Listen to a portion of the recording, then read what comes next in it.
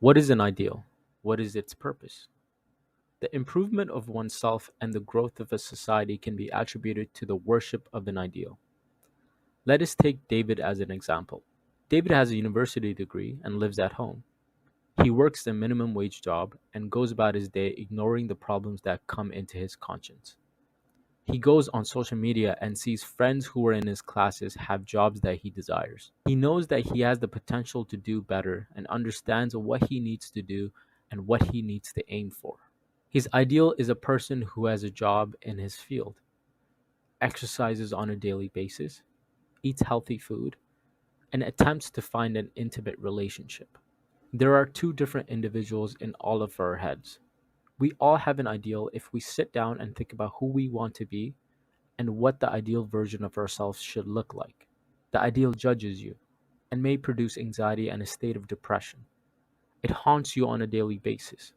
To avoid such things, we use excuses and logical reasoning as a means to navigate the suffering. For example, David may come to the conclusion that he does not have a stable family, and this is why it is difficult for him to find a job. He is discriminated against in some ways or is disadvantaged than his classmates, and such bad luck prevents him from facing his ideal. We now have a common perception in various societies where the aim towards your ideal is prevented by various ideologies. It's okay to be weak. Everyone is different. Take your time. Don't put too much on yourself. Self care is important. There's some truth to this, but in contemporary society, it is extended to the extremes, in which such statements become a pathway to avoid your ideal. You can see this in the context of an entire community. For thousands of years, we have all followed an ideal, a unified ideal that also helped individuals find their own personal ideal. This was through religious means and the representation of an ultimate ideal as a human figure. For example, we can see Jesus Christ as the ultimate ideal for an individual to strive towards: a truthful, generous, stern, kind, self criticizing, and responsible individual.